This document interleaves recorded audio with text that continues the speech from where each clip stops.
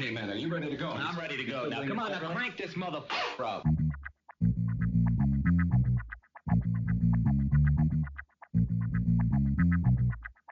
Break it down like this.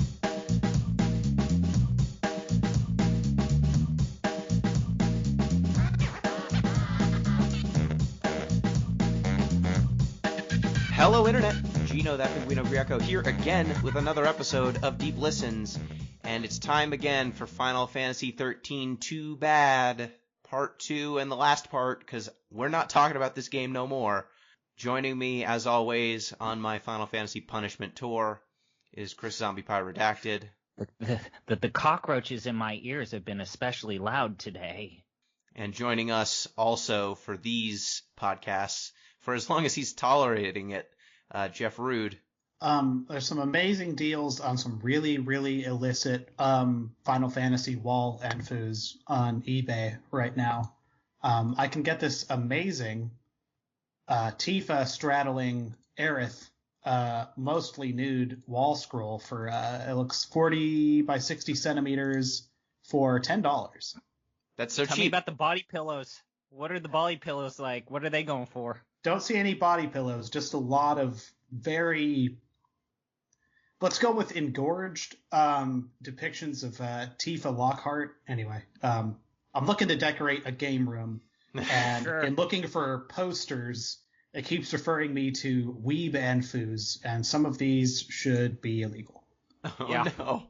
These people are going to This leads jail. us to what Gino would normally say. If you want to support the podcast, go to onlyfans.com/deeplistens. No. That's the link. That's the website. Someone might have that link. Don't know. If you want to get in touch with Not the Deep Listens, Gino. It is something else deep.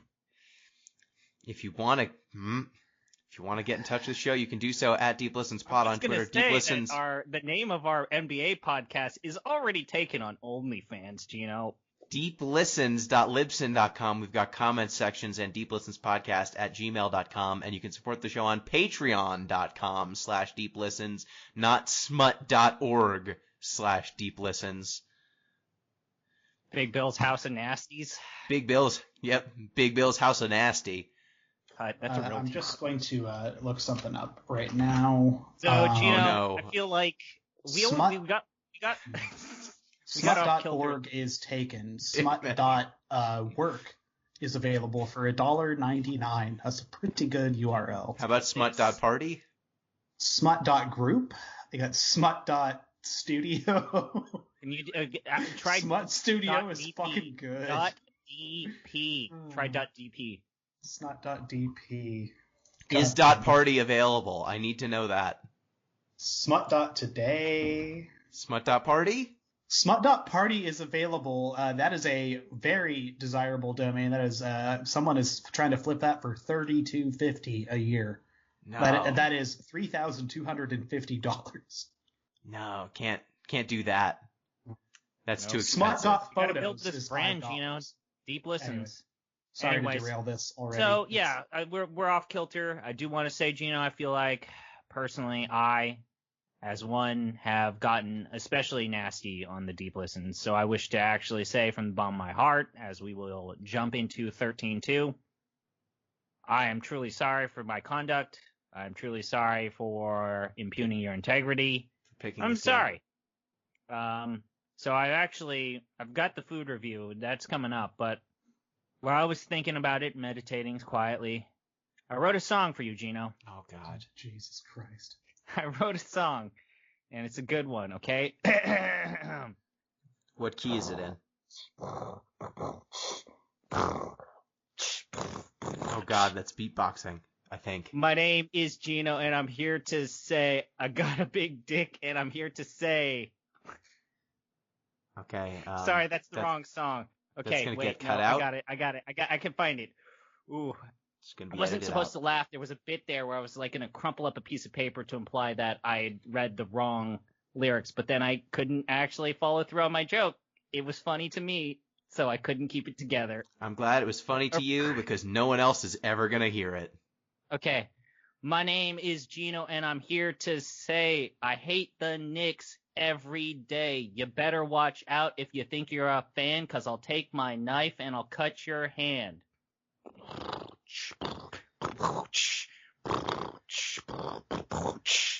OB Toppin looks like a bust, and RJ Barrett's got Amari's rust. Our offense is terrible, our defense is bad, and our brand new coach kind of looks like my dad. Not wrong. I bought a Stroop waffle. How many more? Oh, okay, we're done? Yeah. Oh, thank goodness. I bought a Stroop waffle. Good. Have you never had a stroopwafel? A No. stroopwafel? Jesus Nope. Christ. This is, I was told from the land of the Dutch landers, the Yeah, Dutch Landians. Yeah. It looks, I was told it's syrup and 2 crispy crackers. Yeah, so the thing you do with a stroopwafel is you put it on top of a coffee, and it heats up from the steam from the coffee, and then it melts into your coffee. Yeah, I'm just gonna bite into this. Yeah, it's also good to just eat, but I've seen people use it for that purpose. Okay. This is Smells probably like a cookie. probably the best thing you've eaten on this podcast that's not about You eating like the food. wheat thins. Oh. It's chewy. Yeah, it's 2 waffles full of honey. Like what? Wait, is that it? I thought it was just like syrup. I think it's honey. Jeff, do you know the contents of a stroopwafel? It's usually some kind of caramel, can be honey, it's kind of whatever sweet stuff Holy they wanted to shit. pack in there. I'm a big This is- fan. This is really good. Holy fuck. Yeah, they know what they're doing. Man, goddamn. This might be the best thing I've ever had on the podcast. I said that before you even took a bite. It's probably the best thing you've ever had on this show. This is Outside a of the 5 ice out of cream. 5. This is S plus. Holy shit. Outside of the ice cream you had on the community endurance run, this is probably the best thing. Yeah, it's definitely not up there with biting into a raw beet that I forgot to wash. I feel like I shouldn't have to tell you that you need to rinse root vegetables. That's not on me.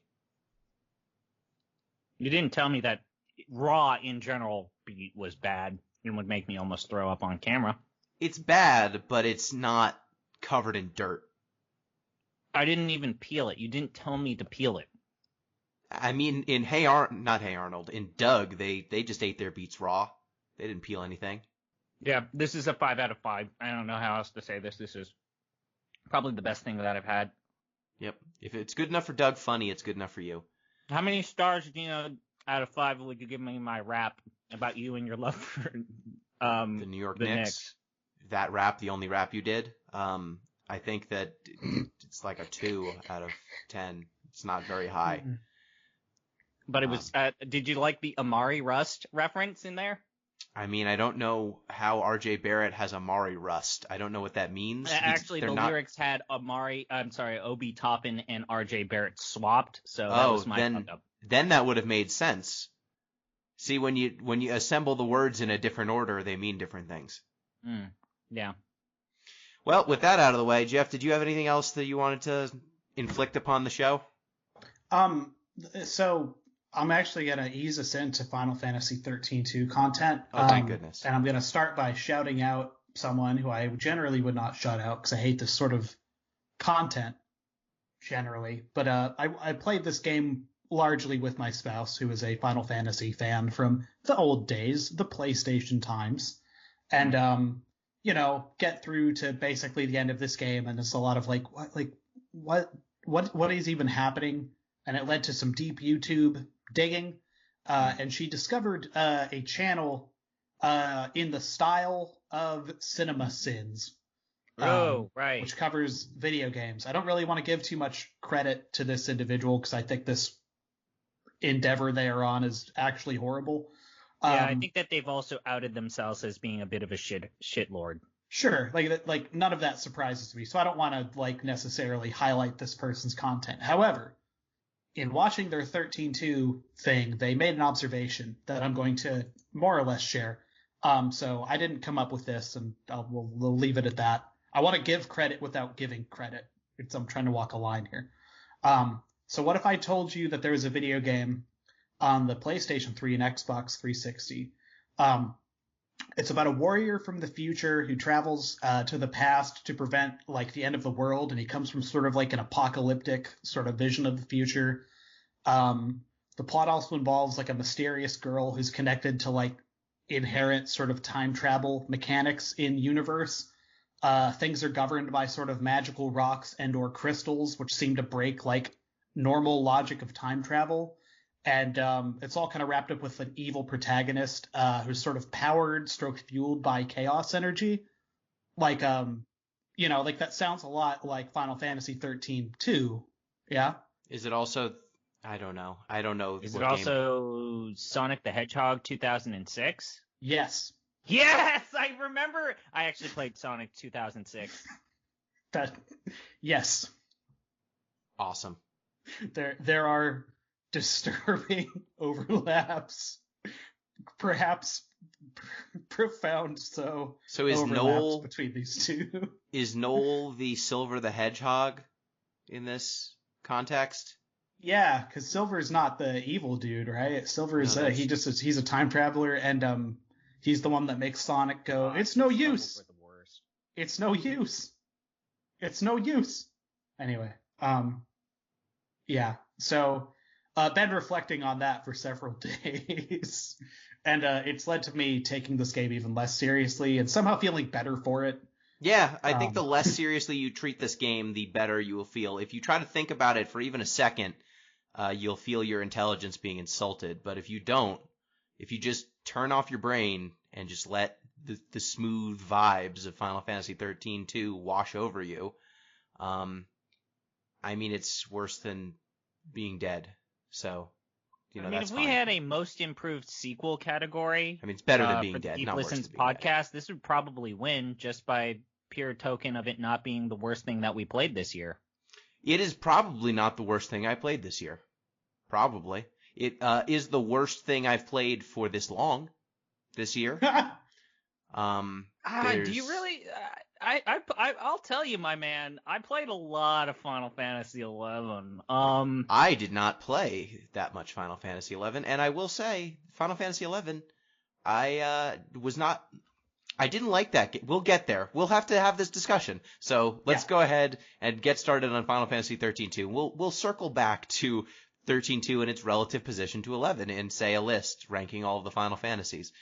When we last left our heroes, Sarah and Noel, we were talking about how they got to the Sunlit Waterscape in 300 so AF. Is this before or after Hope reveals that he's invented time travel? I think this is before. Slightly before. Right. Okay. So okay. You go to the Sunlit Waterscape, you find Snow, because Snow apparently is on a time-traveling journey, just like Sarah and Noel, that Lightning sent him on, but I guess he's just way worse at his job. So Lightning just sent him to 300 AF, and he's fighting a gigantic flan, but he can't beat it because it keeps regenerating. So you help fight it, and then he says, crap, Lightning sent me here because this flan is caustic, and it's eventually going to melt the crystal pillar, kill Fang and Vanille, everyone's favorite characters, and cause Cocoon to crash down to Earth. So he's got to come here to stop this from happening. So he sends you on a mini adventure to figure out where all of the flans are coming from, because this is a paradox. Where are these flans coming from? So you find a portal that takes you to 700... Oh, no. Arcalite Steppe? Year unknown? I do want to say, like... Oh, God. Like, it's this game not knowing how to, like, try to even build some of its, like, world building in even a semi-serious manner. It's like, this flan is like a big deal. It's going to cause the end of the world, that type of stuff. And it's the most ridiculous, comical-looking flan, and everything we do in this level, like, this is where you learn how to throw the chocobo. The Moogle. The Moogle. It's like, if you're gonna have, like, the cause of the world be this awful monster, like, make it a horrible-looking, scary dragon rather than this comical flan.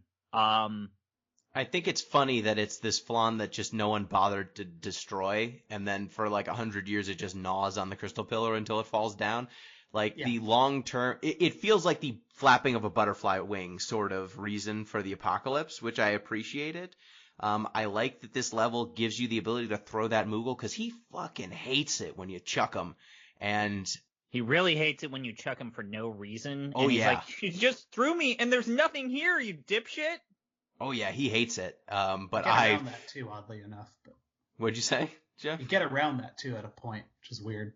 Yeah, they eventually give you the ability to just get something every time you throw them, which means you don't need to throw them for distance, but I do anyway. So you get that ability. You get sent to the Arcalite Steppe. You're unknown, but we are in the village that Fang and Vanille are from. No, you're not in Erba. Oh, wait, sure, okay. You're on Pulse. It's year who cares. I like that they didn't even bother to say what year it is, because it doesn't matter, because this location has no story ancient significance. civilization, but they have like weather bending tech. I don't care. Who cares? They've The got more weather. important thing is that you play around with the weather, you do a bunch of hunting stuff, and then there's this horrible goddamn monster. And I think this was the first boss that reminded me of a lot of the shortcomings about the combat and the fighting and the battle system of 13-2, and by a certain token, 13 in general. So the paradox in the Arcalite Steppe is there's a dragon that lives there, and its mouth is a paradox. Its maw, its horrible maw, is a time gate to the year 300 AF in the Sunlith waterscape. How does that work? Who cares? Shut up. He's sucking up these flans that are apparently present in... pooping them out? Yeah, he's sucking them up in the year, who cares, because they don't tell you, and his mouth just spits them out where Snow is punching them to death. So it's a perpetual flan machine that is going to cause the end of the world, so you need to fight this dragon and kill it to resolve the paradox of its gaping, unending maw. Didn't have a problem with this fight. You had a problem with this, CP? I had a problem with this fight only because I feel like this is I think that there's another boss coming up that I think we all had issues with, but this was the fight where I realized kind of two big problems with this game. So Final Fantasy XIII-2 and to a certain extent 13 kind of banks a lot of its like automated systems on this, what we call in the world of MMORPGs, the Holy Trinity, right? Yeah. DPS, healing, tank. This boss, and then I think we've not talked about the first Caius battle, Noerba, which we got to talk about at some point. I think we did last time. Okay, then let's talk about it. The way this game works, the Sentinel doesn't do the thing. Like, tanking doesn't work, despite the fact that the key point about a lot of the battles needing for you to draw aggro or, like, get through these windows of, I'm just going to do a bajillion points of damage, and if you don't have two tanks, then you're not going to win. Like, the tank doesn't do the thing. It doesn't do the thing. And it frustrates me. I think you explained this really well the last time we did Final Fantasy XIII, so, Gino, go. With the plate spinning, or why the tank doesn't work? Why the tank does not work. Okay, the tank doesn't work for a few reasons. First off, once you switch to your tank role, the Sentinel, you need to do a round of provoke first for your enemies to even attack you and focus on you. Then after you've done the provoke, then you need to put up your guard. And if your guard isn't up, you don't actually have any of the stat buffs that comes with being a Sentinel. So you basically need a round or two in advance of the super move to make sure that the super move hits just your tank. And however, the problem is that if you have your tanks as the AI, they're just going to put up their guard and not do provoke, and so... Well, that comes up, and there's also the problem that some enemy attacks are just AoE attacks, and so if your tank was smart, they would walk to the other side of the arena so that all the AoE attacks would just hit them. But sometimes, instead, they decide to stand in the middle of the fucking formation, and even if they're tanking for you, the giant AoE attacks hit everyone else anyway. Which is terrible. There's nothing you can do about it. There's no ability to position your characters. So sometimes your tank... even when your tank works, they don't work as well as you would want.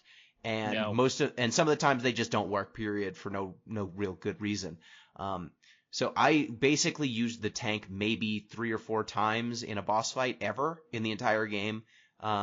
It's just not worth it. I tried to use offense, just heal through stuff, offense through stuff. If I had to use sentinels, I did, but not very often. It's a bummer. It's a bummer that they made this entire class that doesn't work properly. I think, Jeff, you've also had some poor experiences with Sentinel. Yeah, like Sentinel, everything that has been said, I basically agree with. I did roll with a Sentinel monster for about the back half of the game, and I think it was just beefy enough that it handled most of the damage people threw at it. So, but yeah, it doesn't draw aggro the way I wanted it to most of the time. Or as the game wants you or expects you to do. Like, it's like it expects me to draw aggro, and then it's like, you didn't give me control of this character. I have to pray and hope that the AI knows how to do it, and 9 times out of 10 it doesn't. Yeah, like, it's less but they treat it like a draw aggro ability, because it gets skills to draw aggro. But ultimately, and when you get to, like, the final boss fight, particularly, it's like, no, you just need to have everyone be, like, this just needs to be one of your builds, is just everyone gets to be a tank for, like, 5 seconds when, like, the ult goes off. And God help you if you didn't throw that up, or have that together, or level up that class. Oh, yeah. Which you very well could not have, by the way. So... Yeah, I mean, the only way to be safe is to make sure that everyone is actually guarding, because the whole idea of having a single tank that's drawing all the aggro just doesn't work out the way you'd hope. And I gotta say, we didn't mention this during the last podcast, but the inability to control your monster companion, it just sucks. Directly. Like, why? Why do I have 1/3 of my party that is uncontrollable? They fixed it. They fixed it so that you can control 2. Why the hell wouldn't I be able to control the 3rd one? I've had so many times where the 3rd character just, like, they were spec'd in a direction, right? Like, this one's a physical attacker, this one's a magical attacker, and they have abilities that are physical or magical, and instead of just using the thing you're skewed towards, they just spew and use bad abilities that aren't what I expect them out to do, and it's just a loss of value that if I had just had the ability to control them, I could have fixed it. But this game is why? Why is everything a half measure? Why?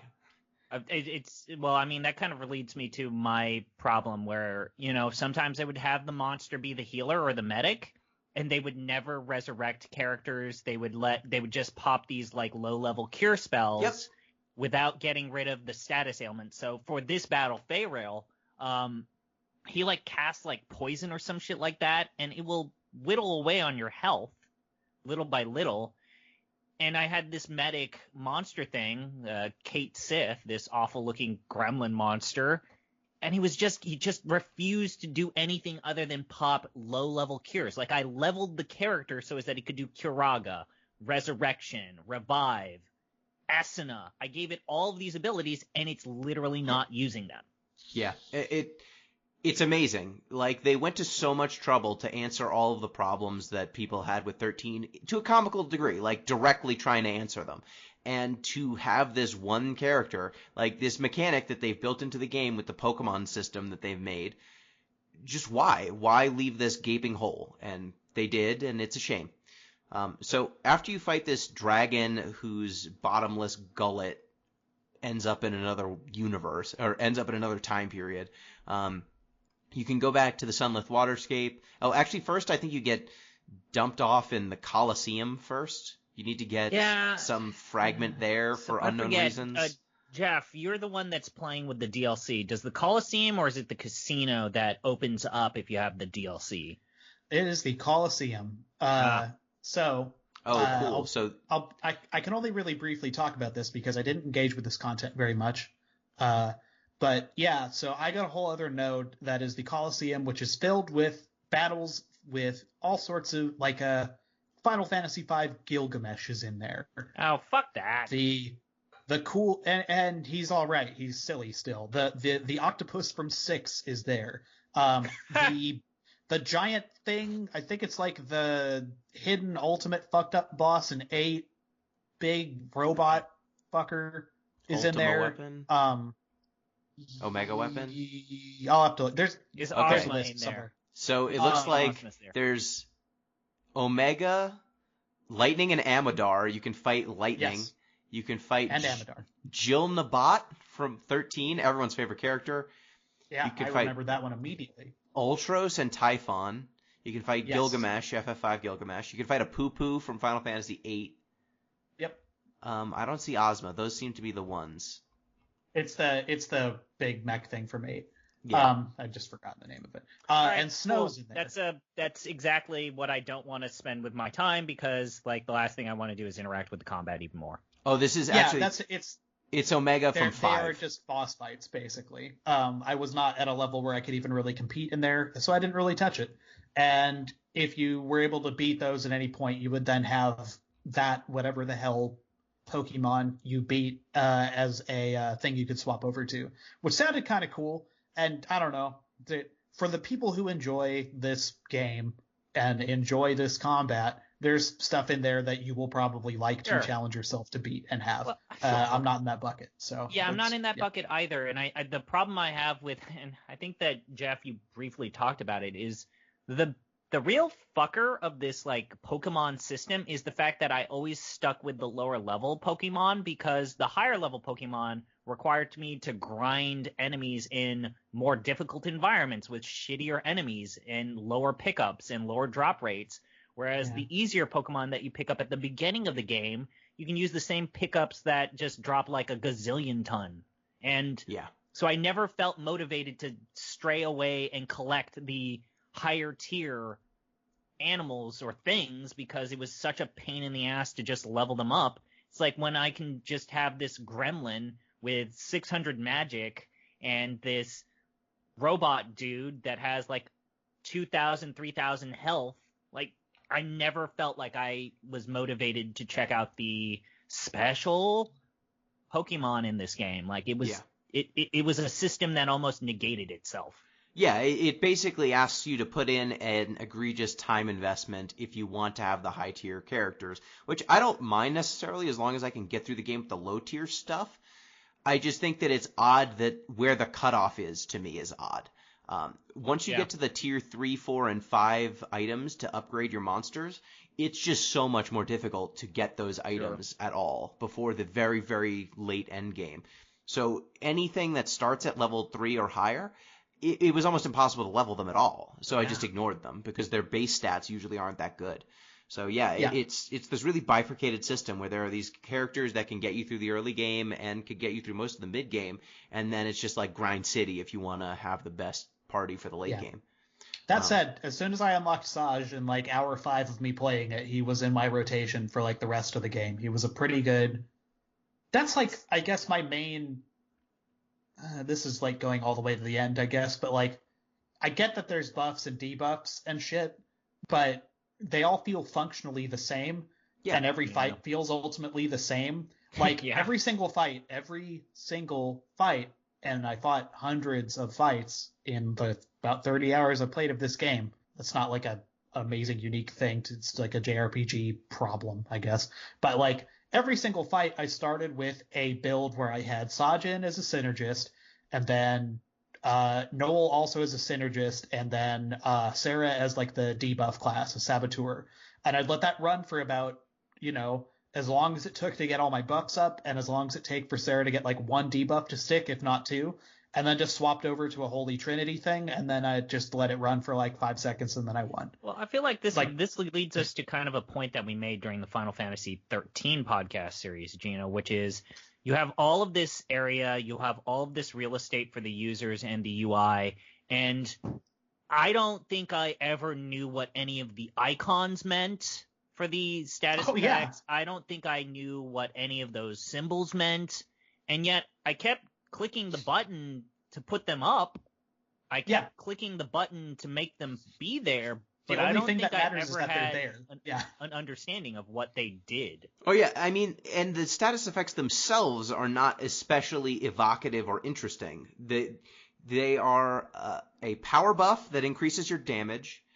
There's a thing that increases your damage. There's a thing that makes it so you're staggered less, so your enemies won't disrupt your attacks. So that was the only one that I learned, because I remember, and I did remember, there were those fish people that just knock you into oblivion. Yep. And it's actually really important to not have people juggle you into oblivion. So that was the one that I knew. There's but that everything buff. else, like, I had no idea. Like, bar flame or... There's a defense up buff. Yeah, I just clicked the auto button, and if it popped up, great. If not, I mean, this leads to one of the problems with this game just fundamentally never doing what you want it to do, where some pretty important buffs, or I would have my Synergist or my Saboteur, and it's like, brah, why are you... Do the thing.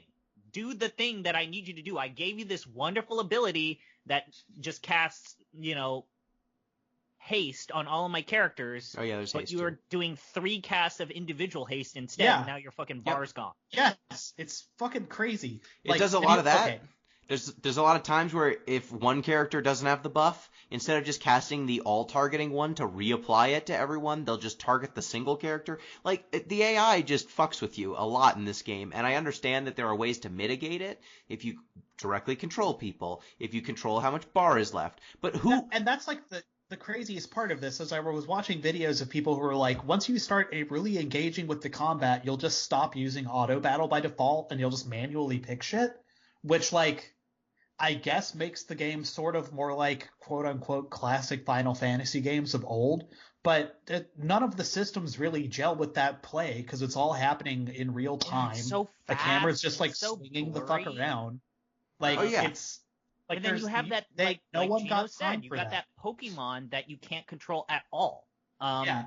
Yeah, so I would say, like, the high tier play of this game is menuing incredibly quickly, because most of the abilities are nested 1 or 2 menus deep, and you need to make the right choices on what characters you're targeting, and I'm sure that actually making intelligent choices instead of trusting the auto battle will be a net positive on your overall combat efficacy. But this game doesn't require it for like 90% of its battles, so like why? And the times when it did require it, I felt it was just me banging my head on a wall because it was just the game's so the boss here decided to do some sort of ultimate fucking attack that drops all of my characters down to 5% health. Wonderful. What a wonderful thing to do in this video game.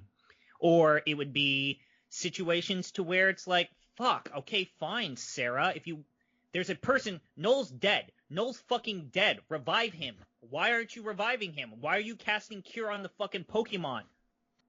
Yeah, there's still problems. And the Coliseum, the idea of having a combat zone to do more of that, no thank you.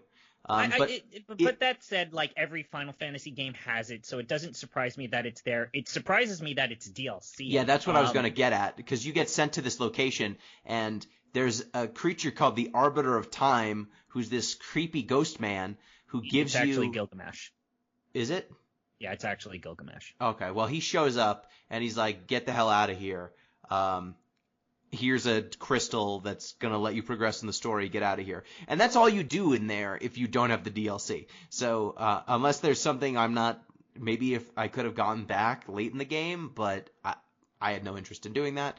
Once you get this fragment, you can go back to the Sunlit Waterscape, and now... you fight a different Flan that's not the Royal Ripeness. Yeah, Royal Ripeness has been downgraded to Mutant Tomato. You kick its ass, and then Snow's like, I did it. I saved the crystal and Fang and Vanille. And Sarah's like, now we can be together. Fiance, who... That's real, man. They have no chemistry. There's one thing that I will say though, like the one time where like Noel's like, could you just shut up about this whole hero shit? Like yes. He has that weird moment where he's like, you are so annoying, shut up. I like that Noel hates him. I like that Noel hates Snow and he's just done with his stuff. But yeah, there's this weird like sentimental thing where it's like, I think Snow died. No, you solve the paradox, so he gets sent back to some other time. Because who cares? Poochie's away. There's also a moment where Sarah looks at him and he's got a brand of a lassie, and that never gets resolved. Noel hates him after having like 2 seconds of conversation with him, as someone who hated Snow just as quickly. At least give Noel that credit. Like if Yeah, good Snow judge of was an character. actual person and talked the way he did, I think I'd be done with him in 5 minutes. Oh yeah, I mean, that's honestly a credit to Noel, not a credit to the writers, I don't think. But I do appreciate that he's like, look, you being Mr. Hero Pants, running in here, not coordinating with anyone, not actually strategizing at all, is gonna get you or someone you care about killed. And I'm from the end of the world. That's my one character trait. So I know what it's like, the value of a life. I know what's important. And you being so reckless, I can't stand it. And really, I mean, I gotta say, Sarah's gotta lose the 0, get with the hero. But she doesn't. I think that now's the point to, like, there's the interstitial breaks with every single episode that always felt bad. Like when you get sent to the Void Beyond in the question mark area. Yep. And you realize that, oh, we're adding parts to this world until it's complete, and this will probably lead to the final level. The problem is like, I don't remember a goddamn thing they talked about in the Void Beyond, even though this is where most of the cinematics and storytelling occurs.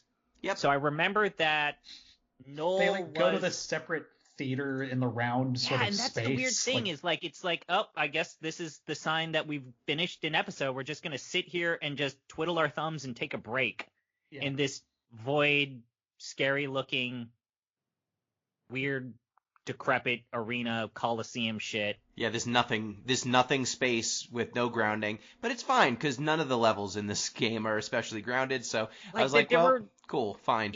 It really wants to sell you. I think, Gino, you're the one who mentioned this before. I don't understand what the story's trying to do with the relationship between Noel and Sarah, because they still are trying to sell me that Snow is the love interest for Sarah. So is Noel trying to hit on Sarah, or are they just friends? I just never felt like I had a good understanding about what any of their relationship was. I mean, and they have a lot of weird cutscenes in this like void world where it's like, I'm going to tell you a little bit about my past, and I'm going to tell you a little bit about my past. And yeah, like, they talk at each other a lot. That's the thing. They talk a lot in this interstitial world that looks like garbage, and it's one of the few times where you're in a level that's not from 13, and it's just this giant void. Yeah. It's not levels that are from 13. They do reuse art assets, but usually the locations are I said that this is one of the few levels that is not from Final Fantasy XIII, and it's just a giant void. Oh, I know.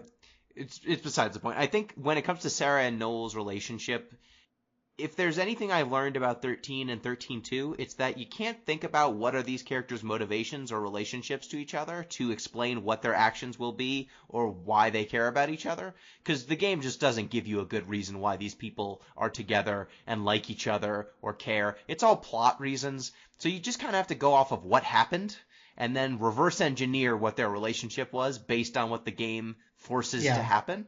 And because I know I keep doing this, but I just feel like I keep pulling out to like 1,000-mile views of this thing because it's just like where my head lives most of the time with most things. Yep. Now you know something about Jeff. I watched, me and my spouse both watched a bunch of like how did these fucking games happen? Like what the fuck? Like in like because we just started playing 9 together. It'd be like my first real 9 adventure, one. And it's like. I mean, I don't want to be like a total dick, but yeah, kinda. And it's like what the fuck? And it's like, I realized people left and shit, but like watching like the actual production notes, Genesis, and people reassembling stuff in like wikis and shit, like this series, this like Fabula Nova Crystallis series was born in like 2004-ish. Yeah, it was it basically started with the like style Bible. And then like worked backwards. And then on top of that, I've seen the same documentary. On top of that, they decided that they wanted to make their own engine, and they didn't really understand why everyone was using Unreal or id or Unity. And it's like, we're going to make our own in-house engine. It's like, do you understand how that works and how much work that's going to take for anything that's not a racing game? It's like, fuck. I mean, and like the engine thing is like, their own fucking thing that they tripped over and clearly led to problems with like all three, I guess, of these games plus Type 0 and 15. So like, everything for a decade or whatever. But like the player doesn't care about that shit necessarily when they're like when rubber meets the road, when they have the game in their hand, but they care when like the story seems like totally disjointed, and then like all of the interesting shit you need to like literally read like wikis and like in-game data log stuff to get. And they spent a lot of time fleshing out that shit. Well, but then, as Gino pointed out, like, how do these two characters know each other? Why do they give a shit? Why would she say that? Why does this seem like totally opposite of how she felt 5 minutes ago? It's like, oh, it's because because the world is this way. And you need to know that because if you read the fan wiki, and at that point it's like, Yeah, and the thing is, none of these characters have some moments where Noel and Sarah have a heartfelt conversation. Yeah. About Noel's tragic backstory or Sarah's tragic backstory, or plot exposition of what is happening now. But other than that, there's not a lot of moments in this game where these characters just have a fun moment together and bond. There is lighthearted buddy cop things that you go, okay. And they're both then, dead enders, right? Yeah. Like Noel is from the end of the world. And by this time, we learn that Sarah is seeing visions of the future, and stuff's going on. And we know that neither of these characters are gonna. They both want things that do not involve each other and do not involve the same even time periods. Sure. So it's not like they have relationships. No one doesn't have relationships with any of these other characters. In a way, I sort of appreciated, and this was pointed out by my spouse, I'll give her credit for this, like, there's no romance between these people at all. Like, there's nothing. Like, nothing happening. Which, not even the suggestion of it. Which is, like, maybe not as, like, the most progressive thing in the world anymore, but nice to see. I mean, you know what it kind of reminded me of? It kind of reminded me of why I kind of like 30 Rock, where it's like, Tina Fey and Alec Baldwin are a male and a female, and they're friends, and at no point do they ever get romantically involved. They're just total friends. And I kind of had a similar reaction to this game. Noel and Sarah are friends. They appreciate each other. They talk through their problems together. And it's kind of novel to have a male and a female interact with each other in a Square Enix game, nonetheless, where there's no hint or undertone of a romance. I mean, it's cool. I just wish they had chemistry, Yeah. I just wish there was anything there where they went too hard. Where they were discussing. They don't need to have like romantic chemistry. I would like it if, some of these moments where they're going through the ringer actually brought them together in a way that felt earned to me and felt like it was going to matter for their long-term relationship. I don't see progress in these two characters. So, and it would have helped the story along too, because by the time they we're really barreling towards this, but by the time they start actually telling you like why Noel and Caius, like why things are happening in this game, it's like, oh, there's like, you could have put some meat on that, but it's too late. Like, it's like if you started eating a turkey and it was just all carcass, and then you got to a thigh after like an hour, and you're like, oh yeah, but it was mostly just anyway.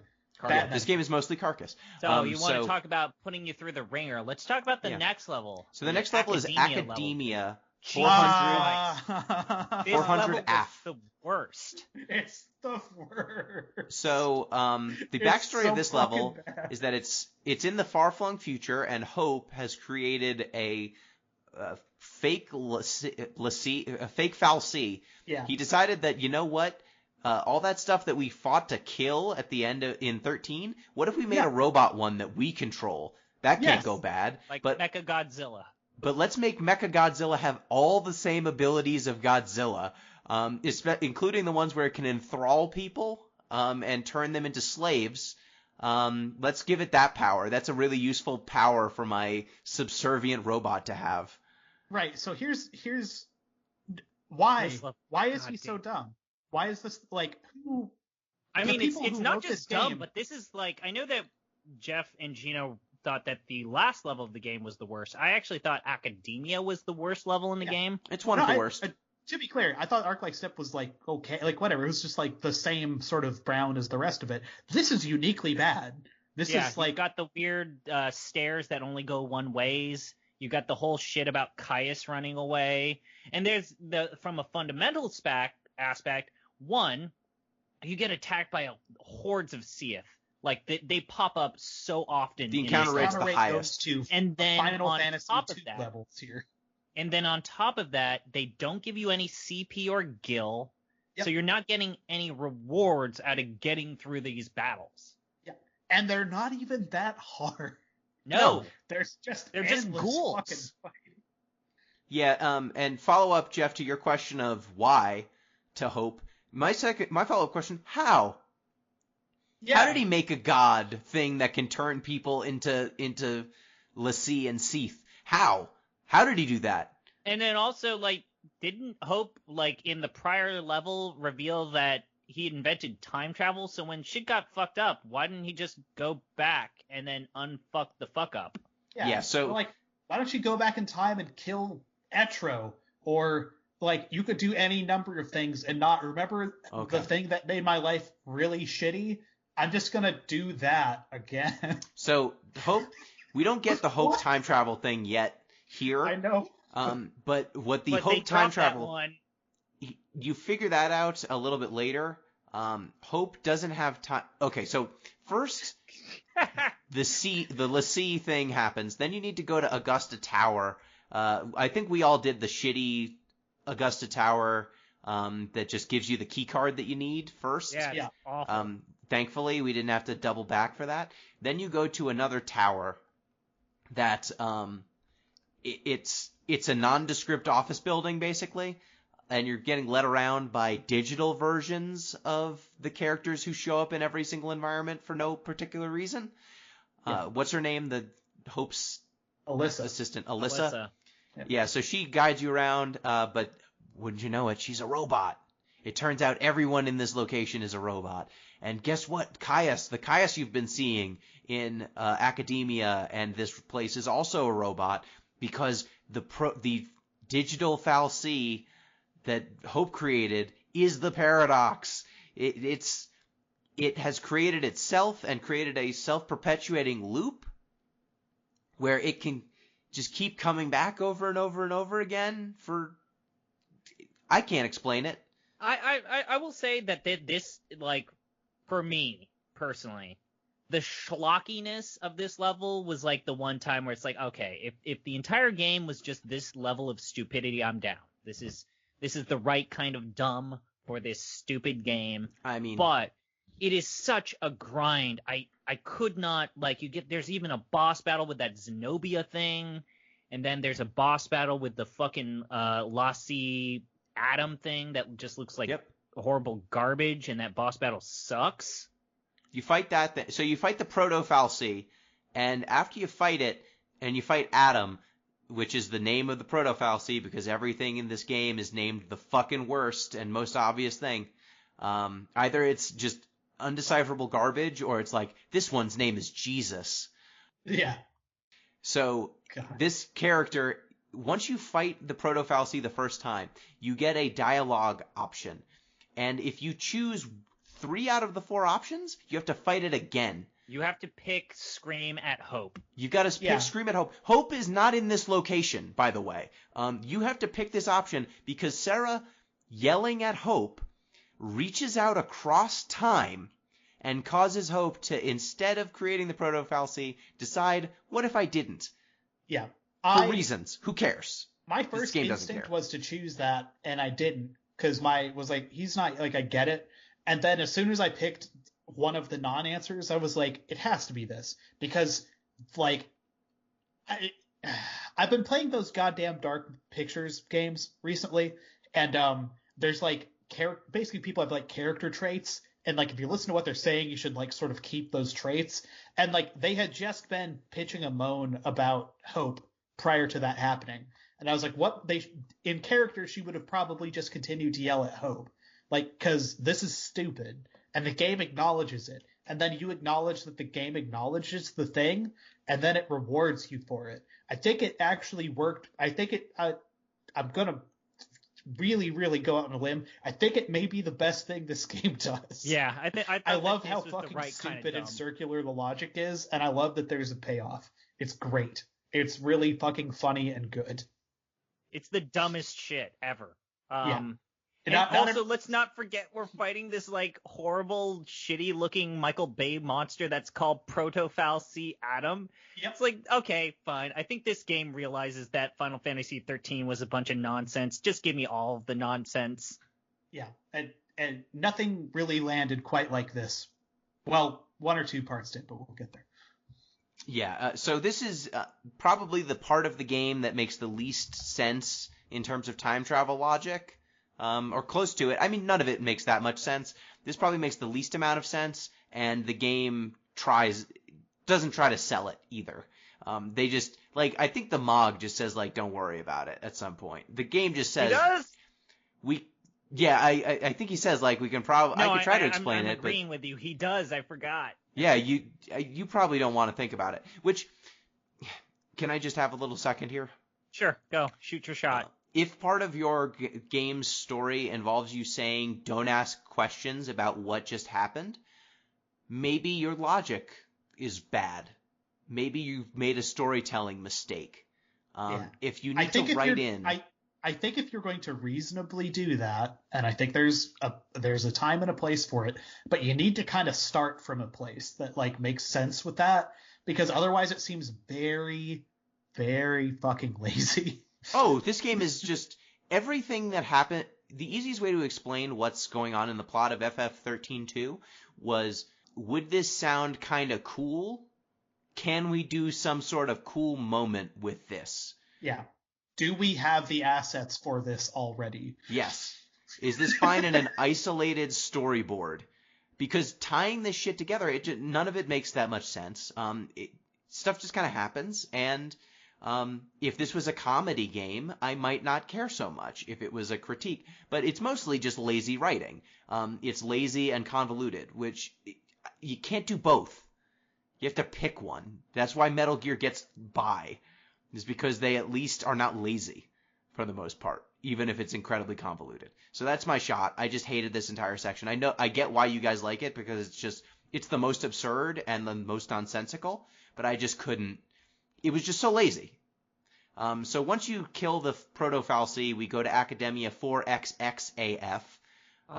Because they aren't we replaced all the zeros excited with X's. for this? Can we completely overlook the whole gathering the graviton cores? Like, oh no, God. we can't, because that happened, and it can unhappen. So we go to the the version of Academia where people aren't being turned into zombies constantly, and there's no random battles here, which is kind of fun. In this, and the stairs go both ways. Yeah, the stairs go both ways. They figured out stairs. And you can take Brain Blast quizzes, which... Did anyone try to take the Brain Blast quizzes? Yeah, I looked them up. You have to look them up. Yeah, I blinked off it after, I think, 6 or 7 rounds. I was doing okay. And then I was like, all right, well, I don't... The rewards also don't really feel all that great. No, I mean, the annoying thing I found about it was that maybe of the 100+ questions that you can be asked in those quizzes, maybe about 20% of them, it felt like you had any ability to know without just looking up a wiki. Many of the questions were just like in-world questions about things you've never seen and had no ability to interact with. Did you read the data log? Did the data log tell me what the most popular brand I'm going to tell you, if you've been reading the data log entries, I swear I'm so fucking embarrassed. If you've been reading those data log entries, some of those you can be like, oh, I know that. And it's like, why do you know that? It's like, because I'm a sad, sad person. Oh, so it tells you, like, what's the most popular brand of Chocobo plushie in the year somewhere 20... in there, probably. Like, some of those I knew because I literally poked around at those data logs. I didn't read everything, but I was like, the stuff that was like, who the fuck is Etro? And there's, like, a whole section of, like, rocks you're picking up that are just, like, Etro things.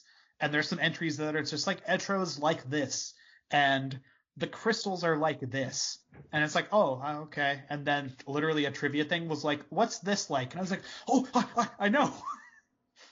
Yeah, well, but cool. You have to really, really, really want to engage with like the marginalia of this thing to make that not a wiki exercise. So okay, cool. So yeah, for me it was a wiki exercise, so I gave up after the first one that I completed successfully. For a sane person, that's what you should do. And although the only reward you get is I think you get another crystal or something, another fragment. So who cares? Once you get to the center of New Arcadia, you meet Hope again, and now Hope, they say, Hope, what are you doing in the year 400?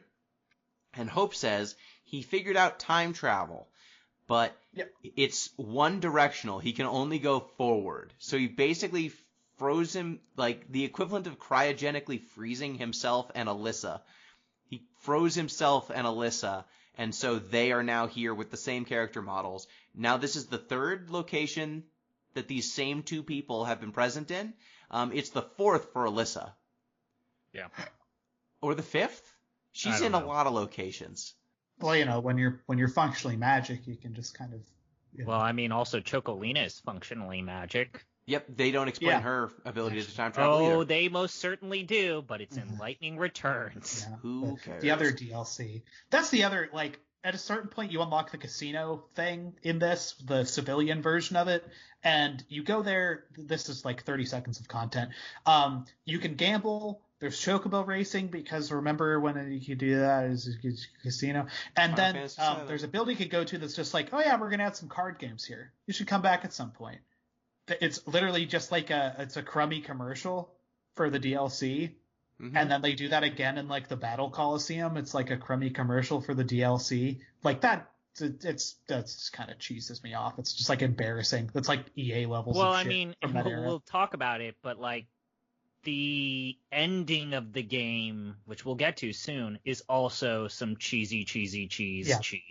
The only real thing worth going to at that casino is you get some rewards for collecting enough fragments that are like, you can jump a little farther, and the aforementioned, like, every time you throw the Mog, he'll come back with, like, a penny farthing or whatever. So yeah, that's you do really get great. Something. When you meet Hope, he basically says, okay, I need you to get 5 magical MacGuffins so that I can the float. Gravitons. At least 5. Man. I'm going to make a new cocoon. So my solution to our problem of cocoon falling is to make a new cocoon. Because everything in this game is the stupidest fucking thing. His solution to academia was to make a proto-Fal'Cie. His solution to humanity being destroyed by cocoon falling is to make a new cocoon. Because everything has to be fucking cyclical in this game. He asks you to get him 5 graviton cores from across history. He said, I found them, but they're in different time periods and different locations. But it's cool because it's time periods and locations you've been to already. So he gives you a list of 8 that you can get, and you only need to get 5. And getting that is a pain because you just need to backtrack to places that you've been to before. And sometimes it's unclear about which era you need to go to. Yep, because sometimes they are the same. I just used a guide, but sometimes the locations are named the same thing because they're the same location in 2 different time periods. I just kind of figured I needed to start opening those wild artifact gates, which at a certain point, if you had enough casino coins, which I got from doing the Saj DLC in like 30 minutes, you could just buy wild artifacts with casino money. So I wound up buying 2 of those, and then just buying my way through those gates. So did it make you all warm and tingly inside? It's besides having a pretty good synergist, it was the one thing I benefited from that DLC. So probably saved me like 2 or 3 hours of time that I got to spend being at my house on vacation. Yeah, because doing it legitimately just involves using the chocobos, and in some locations, Chocolina doesn't sell Greshel greens, which is a real bummer. So yeah, there's 2 kinds of chocobos. I don't know if maybe we mentioned this. There's the civilian grade chocobo, and then there's the heavy metal chocobo song chocobo. Oh, let's talk about, Gino, we have to talk about the heavy metal chocobo song. Yeah, the actual best part of this game. It's amazing. It's like, hey, did you like that part in Final Fantasy X where you fight your dad to like new metal? Well, we got your back, buddy. Here's a bird that eats a Githal green every 10 seconds. Which cost real money that you need to spend to buy.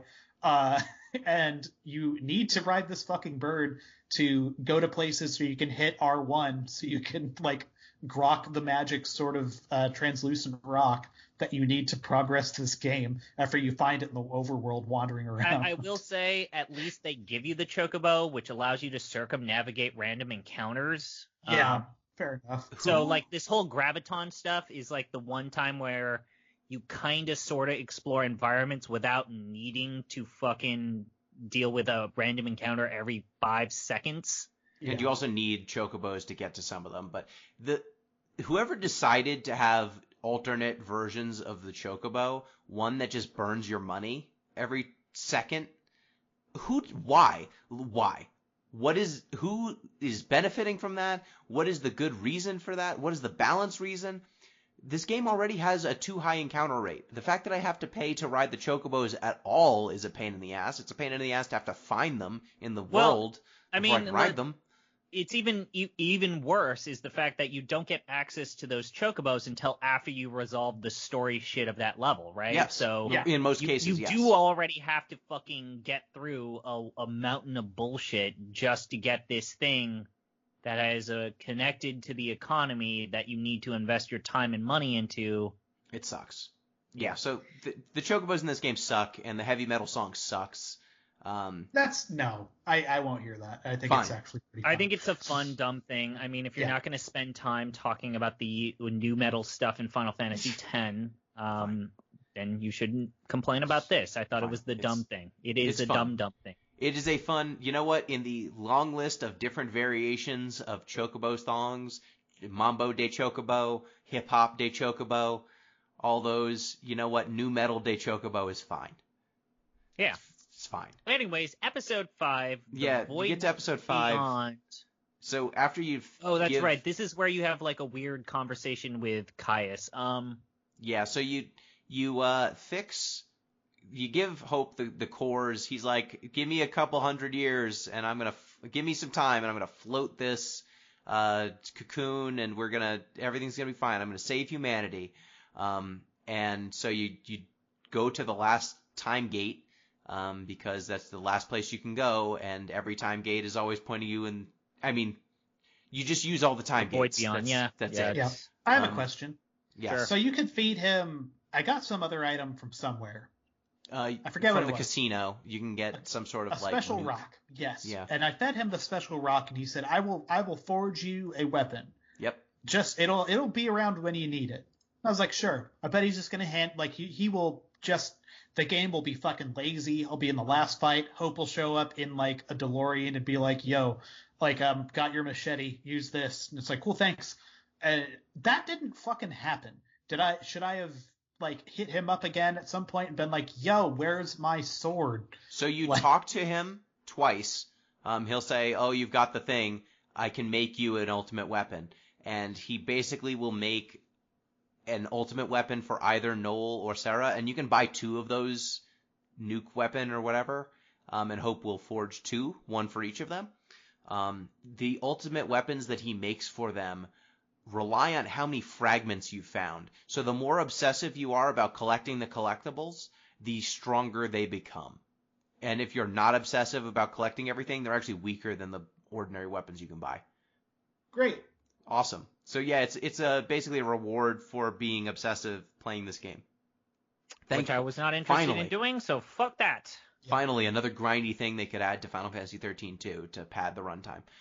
So, episode 5 to the end. Yep. I guess let's do a little quick rundown about the story stuff that's happened. So we learned that Snow's the time traveler did that part. Stuff about Etro. Snow's never seen again. Also, he says, "I'm another time traveling warrior." Unless you bought the DLC. Yeah. We find out the idea of guardians. So guardians are like knights, and there's seers, kind of like Final Fantasy VIII, that there's witches. There's a limited, and so there's guardians that protect the evil witch, and then it turns out that Sarah's able to see the future, which means she's a seer, and Caius was the guardian of Yule. Yule dies, Caius angry, Sarah seer, Caius' disciple was Noel, and they don't like each other. Well, you see, Sarah and Yule both have the eyes of Etro, which allows you to see the future, but every time the future changes, because Noel and Sarah are changing the future, they there's a new future to see. And it turns out that Jeff, do you know what happens when you see the future with the eyes of Etro? It asks a heavy price. Yes, seeing the future is a heavy price. It eats up a fragment of your life force. It cuts your life shorter. So every time you change the timeline, you're cutting Yule and Sarah's lives shorter. And Caius gives his big exposition where he says what his motivations are. His motivations are that he's immortal and basically has been running around through the timeline, hanging out with different Yules throughout the centuries. And he's sick of watching them die. So his plan is... he's a simple man with a simple desire. He doesn't want his love of his life to die, Gino. Why are you judging him? I don't know that they're the love of his life. Who cares? He doesn't want this child to keep dying in front of him. Am I crazy in saying that they basically plagiarized the plot of Final Fantasy VIII for this? No, I was about to say, so his goal is time compression.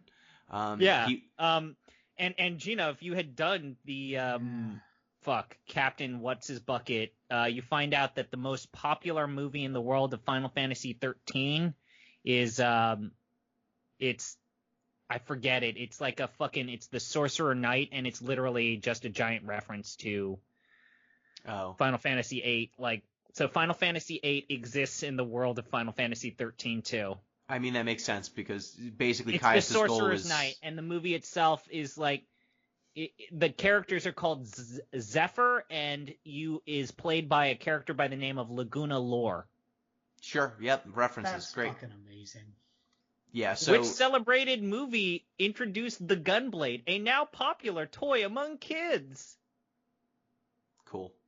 Damn it.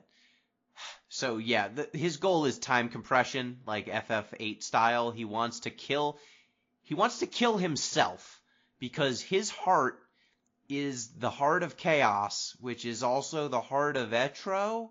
And if he dies... Quick question, Gino and Jeff, because Sure. I know you remember the story of Final Fantasy XIII. Oh yeah, of course. As you may recall, the plot of Final Fantasy XIII basically involved the Lord of Control, Barthantelis, wanting to die because he was sick and tired of humans just fucking all of their shit up, right? And all of the gods were tired of needing to putting humans back on track. Is this basically a soft reboot of the plot of Final Fantasy XIII? This Kinda. is what I've been saying.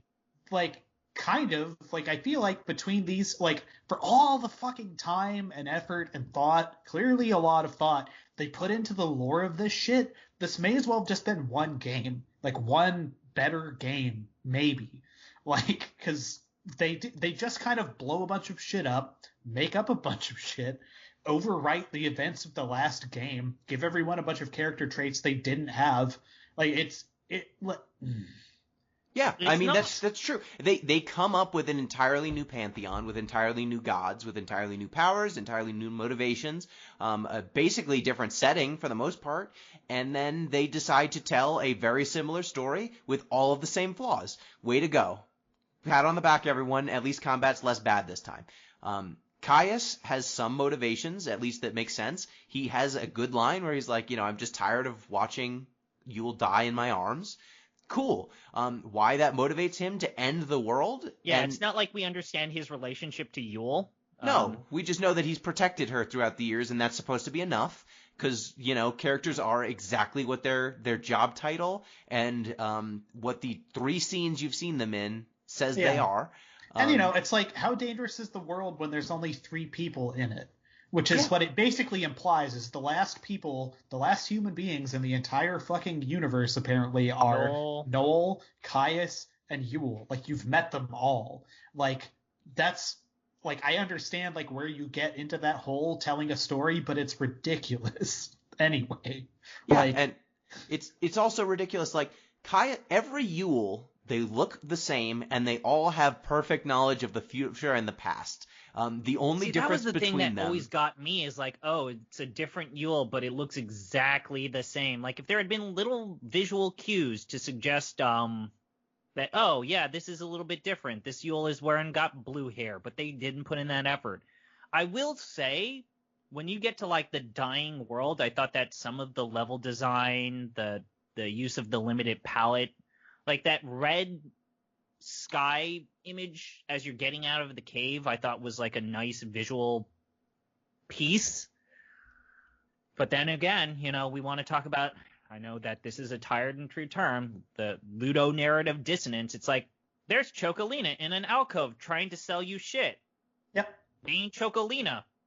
Oh yeah, Here's a bunch of all of these like floating orbs where you can open them up. Here are the invisible orbs where you use Mog's special ability to make them visible again. And this is the point where the party is split up, yeah? Yeah, so a couple things happened. Caius explains what his whole deal is, and the fact that his motivation is supposed to be that he wants to stop Yule from dying by undoing time and all of reality, and Yule just tells him no, don't do this, and Caius is like, nah, I can't deal with being immortal anymore. It needs to stop. I can't keep dealing with dying Yules. And just they're just asking me to buy this character who I've interacted with hardly at all. He shows up to do ominous stuff occasionally and talk cryptically, and that's it. At no point do I feel Caius who the fuck he is as a person. We don't get it. They don't bother explaining. They just say he's her guardian, and that's supposed to do all the work. They give him one line where he's like, I'm tired of watching Yule die, and that's supposed to do all the work, and it doesn't.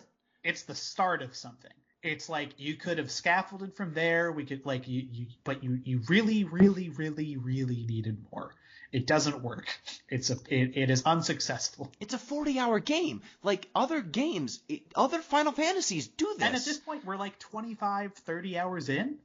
You've seen most of the game. Yeah, and we've just gone from plot beat to plot beat, moving the plot forward in nonsensical ways to have this as the payoff. Yeah, he's been a bad Dungeon Master's Nemesis character that just shows up every once in a while and flicks a cigarette at you and then just walks away. And it's yeah, I can it's cool. It's a DM thing. Don't make the player characters need to be cooler than the characters you came up with, because your player characters are cool. The story's about them. They're making the story. So if you've got this cool I feel like Sephiroth kind of breaks these rules, but whatever. They think he's very cool. They did this with Arden too. Look at this fucking dick. How cool is this awful man? And it's he doesn't do anything. He just sort of shows up and is vaguely antagonistic and then leaves. But that's the thing is at least with Sephiroth, you knew what his deal was. You knew where he came from. You knew the point where he turned. You know why he turned. He just kind of looms over the story in a lot of spots. It is a bunch of science fiction bullshit, though. Oh, it's totally a bunch of science fiction bullshit. But at least you know what the deal is. You know what his relationship was with the other members of his squad, with Cloud. Yeah, more to the point, they get to that stuff in hour 4. You get out of Midgar, you get somewhere, and people are like, "Hey, who's that dude with the sword?" And Cloud's like, "A really long sword." sword. Oh yeah. Yeah, this is what this guy's like. Here's how I know him. Here's what I saw him do. Here, yeah, and you're oh, as opposed to again, hour 25, where it's oh, I'm still learning fundamental shit about I got some pretty bad. I don't know about the rest of y'all. I got some pretty bad Chrono Cross flashbacks with this game. It's this game literally is trying to do all of its story in the last 10 hours. I wish it had a line. It's funny, but yes. I wish it had a line as good as Baby Daughter Clone. I wish it had a line as good as Inseminating the Planet. I got you covered, It's almost Gino. as ridiculous as Baby Daughter Clone. It's just a bunch of gobbledygook and... Which one? The line? Oh, he didn't say a line. There are moments in this game that are definitely as incomprehensible. When you change the future, you change the past. Pretty much does that for me. It's just what are you talking about? Yeah, that doesn't totally make any sense. You're a crazy person. Give me my bag back. I will not take your literature, please. Guys, can we just get to the last level and the last boss? Yeah, let's. So just a couple quick things here. Caius reveals that he can fucking stop time and then kills. He stabs Noel. All right. Okay. Couple thoughts. That's more useful than he makes it out to be. Yep. He can do anything. He basically stops time. You fight him. Multiple times now he said I need to stop you. You must not change the future because it's going to make this specific you will die. Him whatever you want. So yeah, he could just kill them at any time. Because this is when I feel like that this story gets it becomes even more of a soft reboot of Final Fantasy XIII. Like, stop and think about it. Sarah Null kill Caius in Valhalla. I know I'm skipping ahead, but just bear with me. So we kill Valhalla, we create this new cocoon, but oh wait, dying was a part of his scheme, and so now a horrible monster pops up. This is literally the ending of Final Fantasy XIII, but in a different realm of reality, and with the kind of smash cut, lightning's back, now we got to continue this in the next game.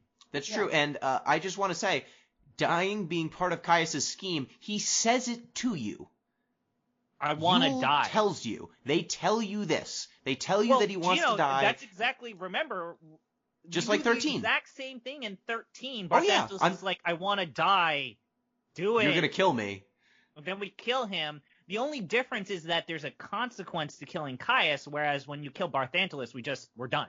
Well, no. He becomes orphaned and then is the real final villain. But yeah, like, it's the same plot. You have a villain who wants to die. The game just telegraphs that that's his evil plan. Your main characters should just stop what they're doing to stop trying to bring about the end of the world, but they're fucking idiots, so instead they just march forward towards the problem. Like, so you end up in two different locations here. You end up in one where Sarah is trapped in, like, a dream world. Bodum, but Lightning's there, so it's everything she ever wanted. It's like the four characters that no one cares about, and Lightning, who is barely in this game. Don't say that about Godot. Yeah. Brief pause too. Prior to this, the game really hit a peak for me. I didn't get to discuss this because I'd forgotten, but it was this point, walking around at that like weird end of the world zone, and you're just alone with Sarah. The negative part of this is you wind up doing a bunch of fights that are just like you and a monster, and it breaks the triangle, and it actually kind of really sucks ass.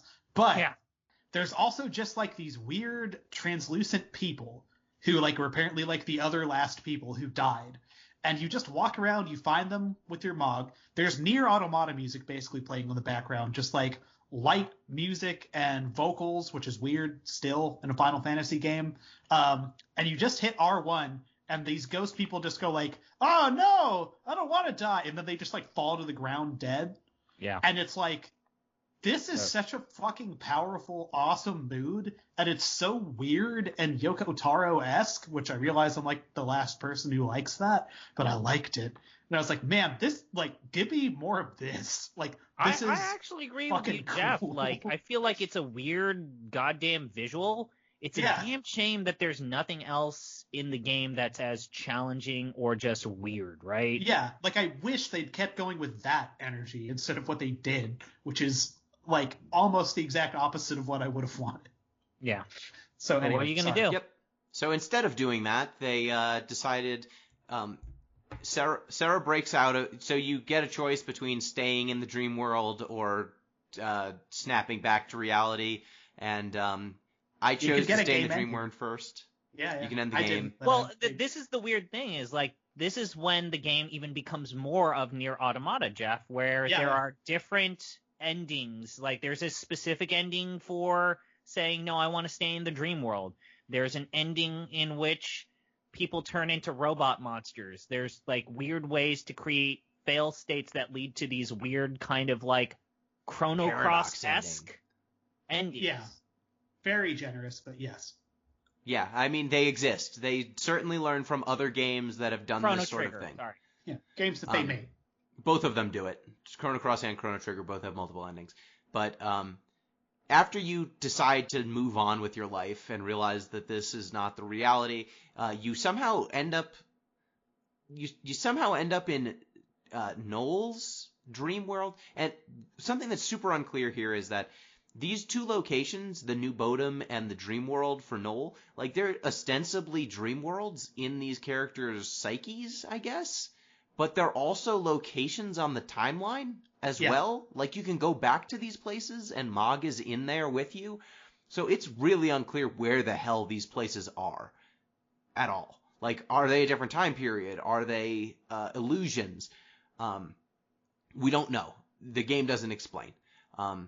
But the version with Noel, you get to see his story again. So you see that Noel was a guardian and Caius was training him up, and he's like, Noel, the only way for you to become Yule's guardian is to kill me, and then you'll become the new guardian. And Noel's like, I'm not going to kill you. That's dumb. Why would I do that? Why don't we just both protect her? And Caius is like, nah, you got to kill me.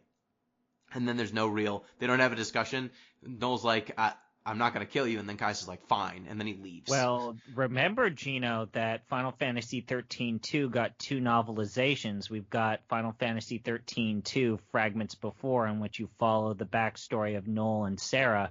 And then we also have Final Fantasy XIII-2 Fragments After, where you follow Yule and Caius in the events leading up to this, but then also supporting that. And we follow the adventures of Lightning, Snow, and Noel, Alyssa, as well as Yule in Fragments After. I hate it. Fucking kidding. I hate this. Oh my god. I hate everything about that. Why did you tell me that? There's 2 novelizations. Where are we ranking those? Anyway. I'm not reading those novels. So, when are you gonna let me make my light novel podcast? No, Gino? Sarah follows Noel around as there's exposition, but also you can run into random battles too, which is super fun. Yeah, like Jeff said, it's a nice idea to have these characters split up, but then playing it is such ass. Oh god, it's the worst. So you get to see. They don't even let you use the Pokemon, and that doesn't even make any sense. Yep. Noel eventually ends up.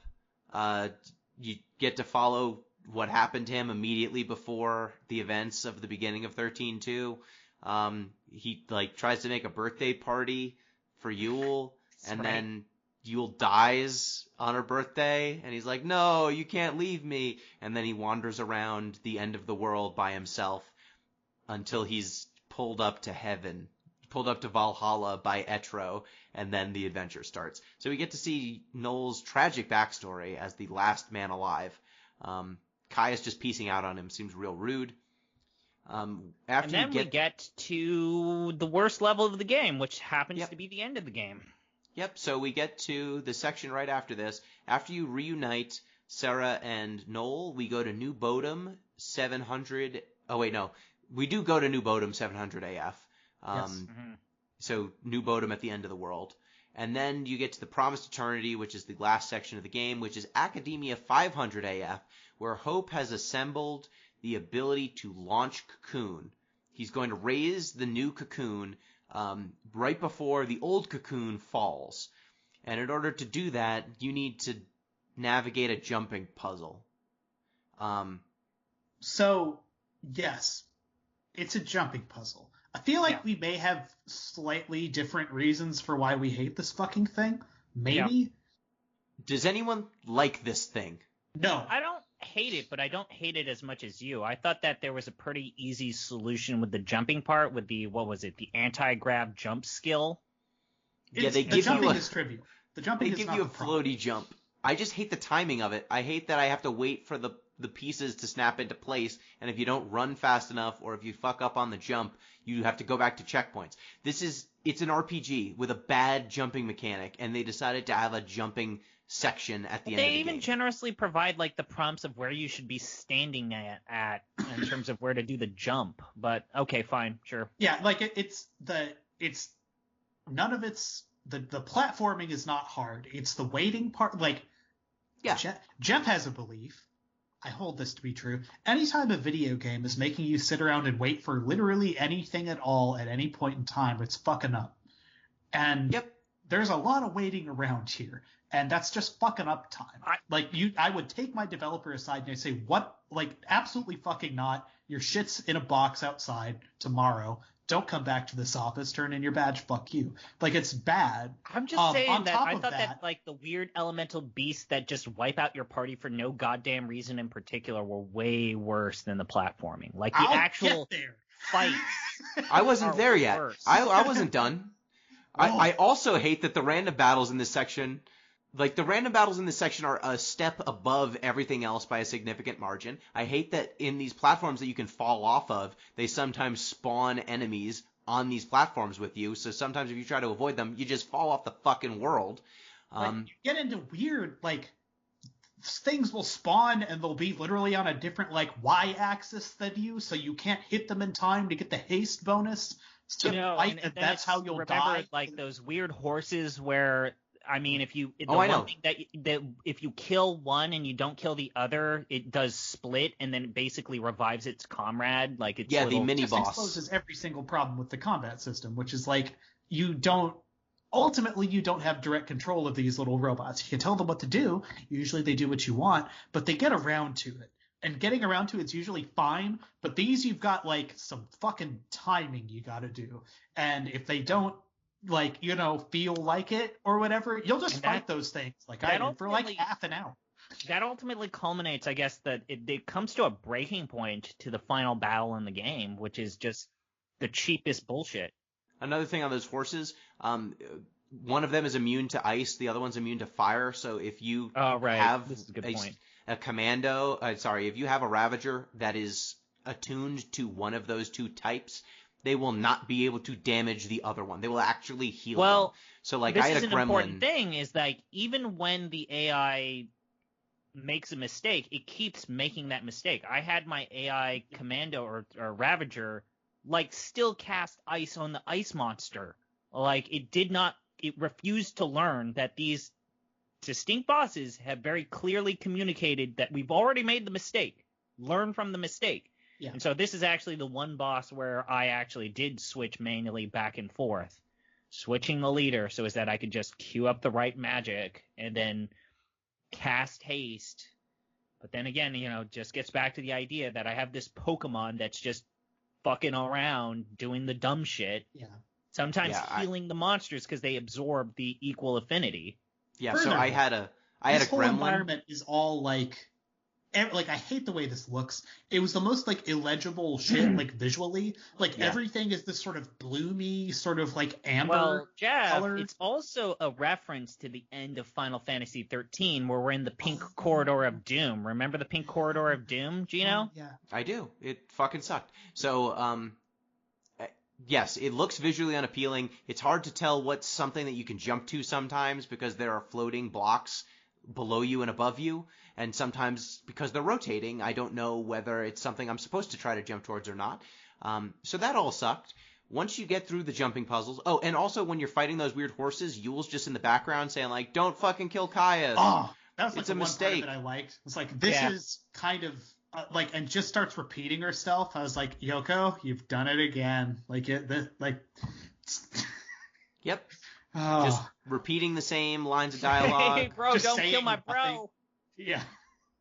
Oh, God. I'm with Jeff. I thought that was she's just like, yo, don't kill him. Don't do it. Don't do it. Oh, peace. Bye. I'm not going to actually help you with this. Yeah. Yeah, and that's the last we hear of Yule. Yeah. Yeah. This is super important characters like, yo, bro, don't kill him. Bye. Yeah, she's not in the last cutscene shit. Yeah. No. Oh, man. No, it's just a disembodied voice yelling at you, don't kill this guy. This game's really good. This game's, it's ba-dumb. It's bad and dumb. It's ba-dumb. It's unforgivable. So anyway. let's talk about this final boss because I thought this was like the cheapest, worst bullshit in the entire game.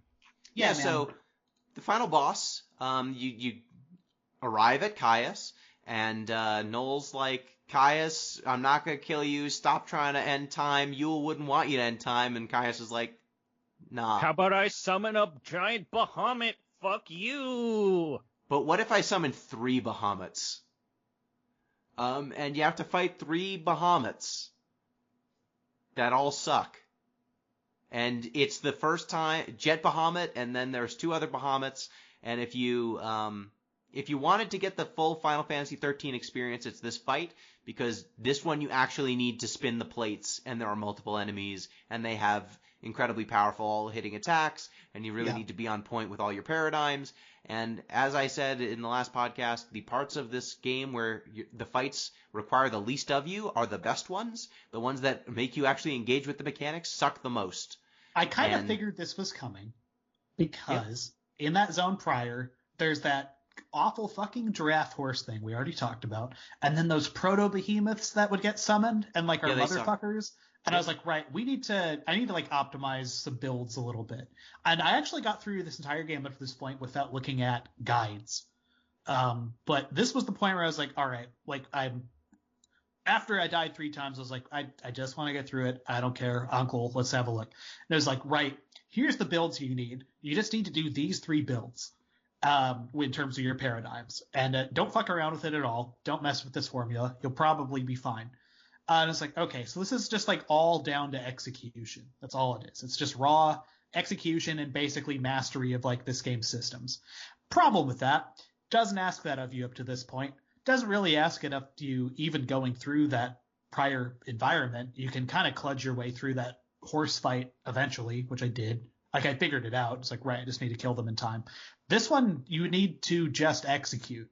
And there's like zero margin of error. Well, and nothing it in the game leads prepares you for that. To a major problem that I have with, let's say, the Crystarium thing, where when you level up the Crystarium a certain amount, it prompts you, hey, you can make your character better. Here's your choices. And you really don't have like a lot of feedback in terms of what those choices do. Like I always understood, putting an extra thing on the ATB meter, probably the most important. Buffing my character's ability to use jobs, probably the least important. But it's like, oh, I can learn a new job class. What? Which ones go to which characters? Or do I go all? Like, yeah, I just feel like this is like, as Gino sometimes says, the fact that there is no clearly communicated end goal for the player in terms of like actually being able to see the end is what we would, which would Gino calls game design malfeasance. If there was an optimal build, or if there's a way for me to create a fail state on accident, you should have told me not to do that.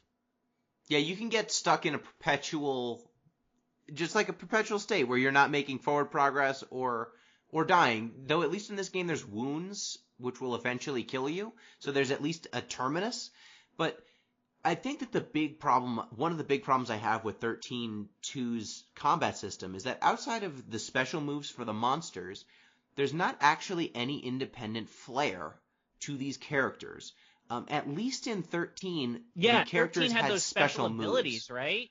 Yeah, they had special moves, and some of the characters had unique abilities that only they could do. So here's the thing. There are special moves in this game. Like, if you... Like, so I wound up getting both Noel got to full level 99 sword man, and Sarah got to level 99 black mage. They have different names. And each time it got basically up to that point, it was like, hey, you've got this new ability. And I was like, that's cool. That sounds good and useful. It's like a reward for specking this way. They don't use them. Yeah. You have to command them too. Yeah, you have to actually manually command them. This actually was a problem that we had with Final Fantasy XIII. You unlock these character-specific abilities, the AI will not use them. That sucks shit. And I believe that the special abilities in 13-2 are you can only use them a certain amount of times in a fight. Once per battle. Once per battle. There's a way to spam them. Remember, in 13 you can. 13-2 I don't think you can. Yeah, you're right. It's changed. It's limited. But, like, other games, there's no, like, M would say, you have a certain amount of juice, right, to your game, things that you want to look good. There's got to be something, some sort of hook that makes the combat feel special, right? Like, in 9, when you reflect on one of your characters and then bounce a spell off of them. Or, like, when Vivi and Steiner team up for a magic attack. Or in 10, when you have, an overdrive or a specifically powerful combination that you've unleashed. Like, say, for example, giving overdrive juice to Riku and then abusing her mix. Like, there's usually some sort of hook. Chemist in 5, when you can just mix up powerful stuff. Or Beastmaster, you're capturing powerful creatures and then releasing them in boss fights to do cool things. This game has... Like, it's just the plate spinning. There's no higher, lower. You're just doing the thing. And you can do it better or worse because your numbers are higher or lower. Or maybe you have slightly different abilities depending on what your monster is. But I unlocked literally every skill in this game. And I was waiting for there to be a skill that made me feel like, oh, now I get how this character's supposed to play, or now I really feel engaged by the combat. But it's just not there, because the system doesn't allow it, or at least they didn't build it into 13 or 13-2, which is just a bummer, right? Like, there's characters filling interchangeable roles that are just archetypal roles, and you're just flipping between the ones as you need, depending on what the combat situation requires, but it's just not that engaging unto itself. Breathe, Gino, breathe. Yeah, so okay, this so I Final think we're Fight done asks talking you to do about it. the combat bad. Let's talk about Combat the bad. ending of the game. Yeah, so Caius, you defeat Caius. You end up killing Caius, which is exactly what he asked for. No, you don't. No. So you are going to kill. Noel is like, Caius, I'm not going to kill you. And then Caius is like, yeah, you are. And Noel's like, no, I'm not. And then Caius attacks Sarah, and Noel blocks his attack, and like, then you get a choice to kill Caius or Mercy. If you pick Mercy, Noel does not stab Caius in the chest, and Caius goes, you never had it in you, or whatever. And then he grabs Noel's hand and shoves his sword through himself. He grabs Noel and basically falls on Noel's sword and dies. To which I ask, why the fuck couldn't he just kill himself whenever? Yeah. Like, his goal, his end game is killing himself. That's it. Right. His end game is Why to doesn't die. he why doesn't he commit suicide? That's a good point. So why can't he just commit suicide whenever he wants? Whenever time he wants, because he can time travel to whenever. He can also stop time and stop people in their tracks. So, like, he's I got tried functionally looking just, up. like, Alright, so limitless yeah, power. that happens, and then it appears that the timeline has fixed itself. The world is here. And then, Well, first, oh wait, you want the other option? Okay. No, it doesn't matter. It doesn't, like, he's gonna die regardless of what you choose because this game has to end the way it ends. But I tried looking up, like, the most obvious question, why doesn't Caius just kill himself? And I found a thread from, like, 2013 in between when this game came out and when Lightning Returns came out on GameFAQs. And let me tell you, there were some people who were like, why doesn't Caius just kill himself? It seems like that's the way, that was what he wanted to do. And then other people went, well, he needs to be killed by another Guardian. So it had to be Noel. And then it's I like, guess well, he says that, but I guess he like, says that it But has to be then also, Noel. doesn't the story establish that Noel's not an official guardian? He's only an apprentice. He's an apprentice, but then he doesn't accept the heart of Etro because it's supposed to pass down, but There can only Noel be doesn't one accept it. guardian. Whatever. Yeah, but we're like- ignoring the fact that Hope birthed a fucking planet. well, there's that, but like the fact that this game's internal logic involves Caius falling on a sword that Noel happens to be holding at the time, and that's the trigger of the end of the world, as though he could just like sneak up on Noel while he's sleeping, put a sword in his hand, and fall on the sword, and that would have accomplished the same damn thing. yeah. Is this the worst end game of any of the Final Fantasies we've played so far? I thought 2 was pretty bad. Like the most bullshit last minute reveal?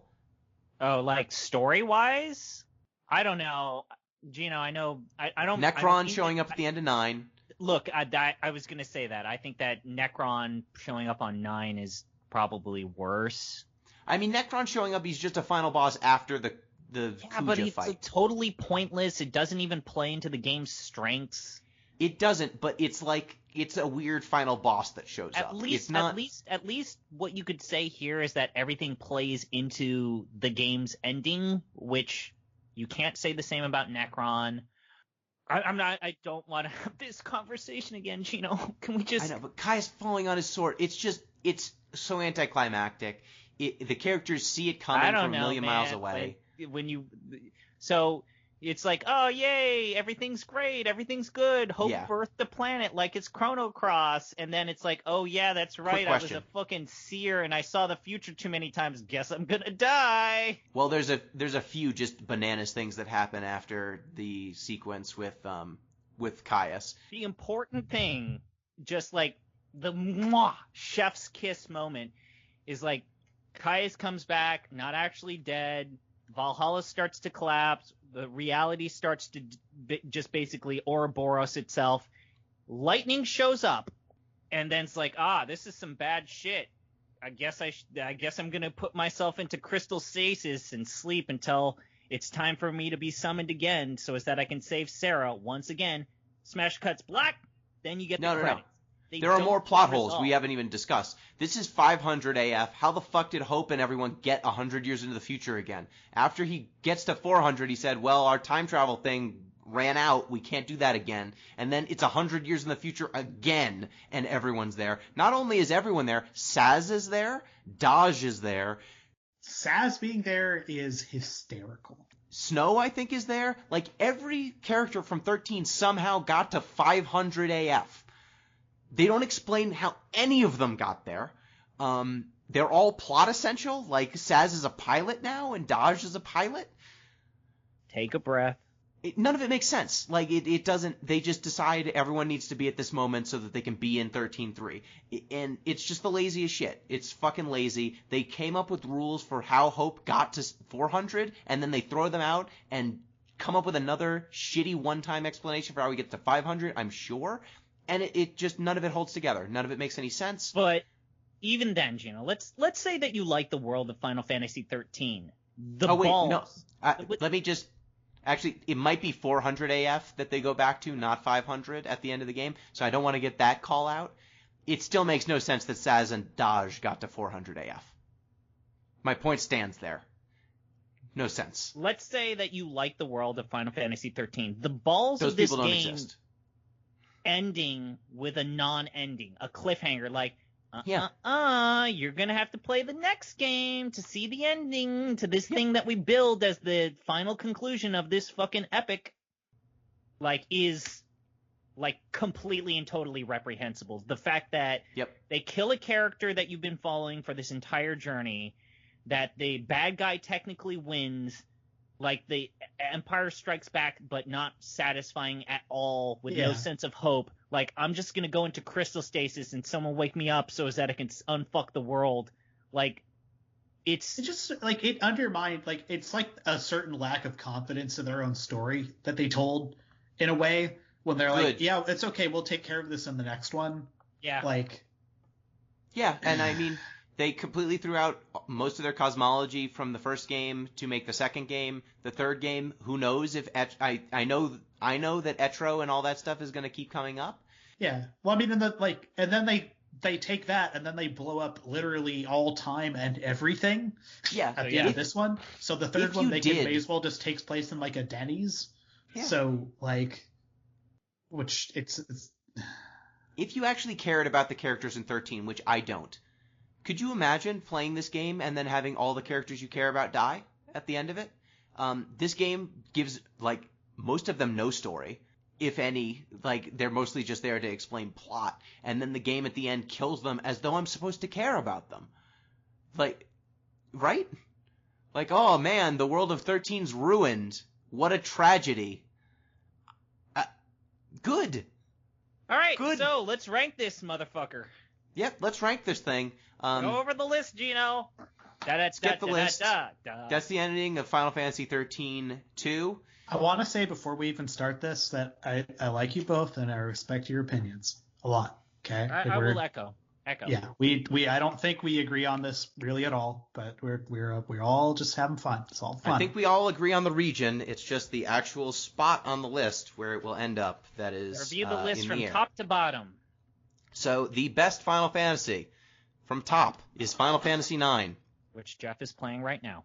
Followed by Final Fantasy X, followed by 7, then 8, then 5, then 12, then the trading card game, then 1, then Final Fantasy V Legend of the Crystals, the movie, then X-2, then Final Fantasy VII Advent Children, then Final Fantasy The Spirits Within, the movie, then Mobius Final Fantasy, R.I.P., then Last Order Final Fantasy VII, Final Fantasy X-2 Last Mission follows that, then Final Fantasy II, followed by Final Fantasy XI, followed by Final Fantasy XIII, aka the worst Final Fantasy for now and forever. Let's start at the bottom, I think, and work our way up, because it's not going to get very high on this list, I don't think. Do you want to start from the top or start from the bottom? What do we think? Yeah, let's start from the bottom. So is We Final will Fantasy fight less. Is Final Fantasy XIII-2 worse than Final Fantasy XIII? No. No. Is Final Fantasy XIII-2 worse than Final Fantasy XI? No. I don't think so. No.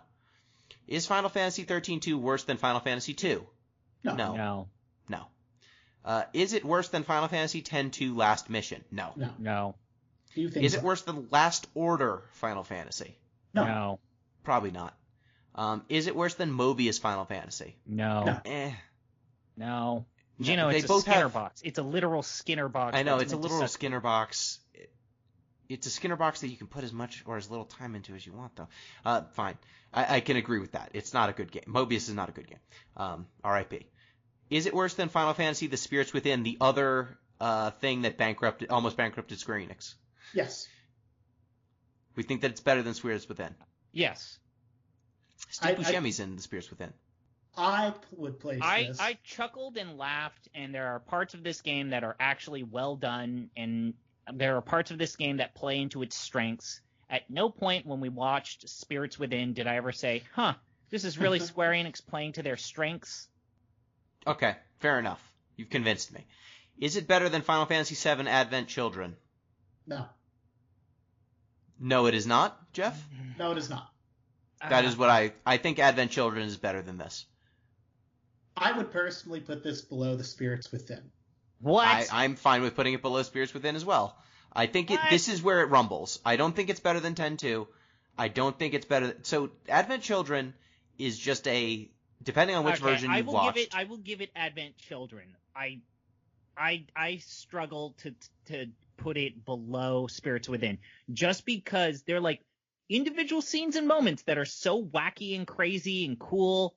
Like, I don't remember anything from fucking Spirits Within, and that is a testament to how boring and how unmemorable and unremarkable it is.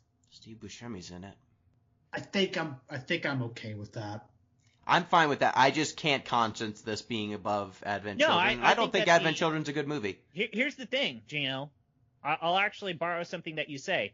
Stop and think about how good the ending of Advent Children is. Like, fuck all the dumb bullshit that you have to get through, like the whole geostigma shit. When those characters perform their limit breaks and they actually all work together to fight that evil Bahamut monster. When he fights Sephiroth for exactly one playthrough of One Winged Angel. Yep. One quick little playthrough of One Winged Angel. And he actually does, like, the Clem Hazard Omnislash attack. And then actually does his final limit break. He does the things, and you name them, and you go, that's familiar. I just wish that he did the things in a span of, like, maybe this was like a YouTube video that was like 17 minutes long.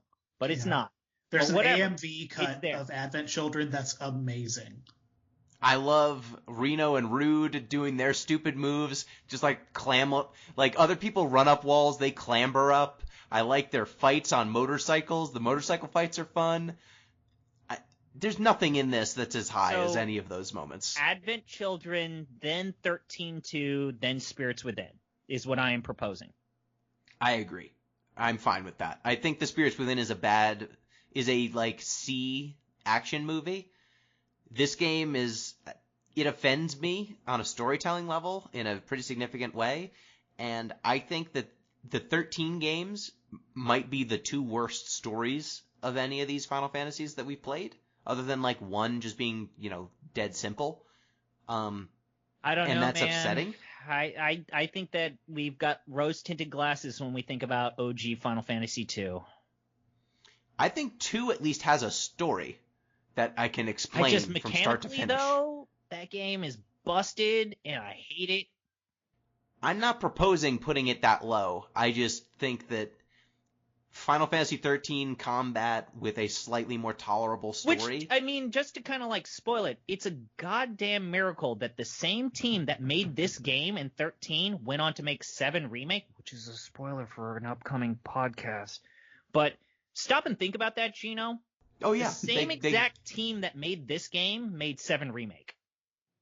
The same directors, the same creative leads. I hear that I'm going to believe that a lot more the further I get into this game, but we'll see. Yeah, I don't know about that. So I'm just going to go ahead and pencil that in. So Final Fantasy XIII-2 goes above Spirits Within, but below Advent Children. So our new list is Final Fantasy IX, followed by 10, followed by 7, followed by 8, followed by 5, followed by 12, followed by the trading card game, followed by 1, followed by 5, Legend of the Crystals, the movie, followed by 10-2, followed by Advent Children, followed by Final Fantasy XIII-2, followed by the Spirits Within, then Mobius, Last Order, 10-2 Last Mission, Final Fantasy II, Final Fantasy XI, and last but always least, Final Fantasy XIII, the worst Final Fantasy. So, with that, we have put another Final Fantasy in the books. May I never play this game again. I believe now, Jeff, it is your turn to pick, if I remember correctly, because ZP, you did this to us, right? Yep. Yeah. And So it's Jeff, then Gino, then me again. I had my privileges revoked because not only did I make us play Final Fantasy XI, but I literally I persuaded Gino to do that, and out of shame and genuflection, decided that was not very nice. So I've been out of the running, but I'm back in. And people have been talking a lot. People have been, saying, oh man, this Final Fantasy would be cool to them to play. People like, people like the stories. They like the Squall and, the Kefka and all them characters that are Final Fantasy famous. But there's still a couple big ones we haven't touched. God. Please say, I'm already playing 7 Remake. There's 7 Remake. That's a Final Fantasy game. And it's okay, just get it out. We're going to play, I think one of the last big ones that's really left on the list. We're going to do Fiat Rhythm Final Fantasy Curtain Call for the Nintendo 3DS. And because here's the thing, Fiat Rhythm Final Fantasy Curtain Call, it's actually really good. It's also really slight. There's not really a story. It's just a game you poke at. It's fun. A rhythm game. It's a rhythm game. Yeah, I think it's a pretty good rhythm game. But the first hour is the same as the 30th. It just gets a little harder. So that's not enough homework. So we're gonna have some more homework too. It's a double whammy episode. We haven't done a double whammy episode since two little nonpareils. Two great tastes that aren't gonna take grace together at all. You're both also gonna get your phones out and you're gonna download this thing that I've downloaded. That I'm running on my phone right here. God, did you? It's right here. It's called Dissidia Final Fantasy Opera Omnia. Oh, I love you, you magnificent bastard. Got it right here. You hear this is my phone. I'm making a character. Their name is Cloud Squall Renoa.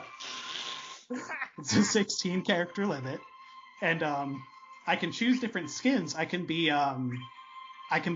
let's see, Rem, Toki Mia from Type 0. I can be Ishtola. Ooh. Hope S-Thime, anyone? Ready to go. I love it. Fucking A, man. I love it. I have a feeling it's not a whole lot to engage with, but we're going to have a look at it. I just installed it, and then it said, just a warning, children need parental consent before they buy anything. So that's... Yeah, boy. We're in it. Awesome. Okay, so we're going to play Fiat Rhythm, and then Opera Omnia, and then when it's my turn again, we're going to play 7 Remake. Fuck yeah. Because I believe in magic. That'll be good, because I'll have my PS4 back by then. But I've also already played it. It's good. All right. Well, thank you, ZP. Basketball's my favorite season. Basketball's my favorite season. Basketball's my favorite season. The City Opera Omnia started playing on my phone. Thank you, Jeff. I don't know why you continue to tolerate my presence, and because frankly, I don't. Thank you, listeners, truly. If you've enjoyed what you've listened to, feel free to write in. If you're a Final Fantasy XIII-2 fan, feel free to write in and explain thank what you happened to to the you. Final Fantasy XI fans that have not written me hate mail. When you tell them, when you say come at me and then they come at you, you can't be, when you wave, what would you even call it? The thing for the bulls. When you wave it in front of a bull. The blanket? It's not a blanket, is it?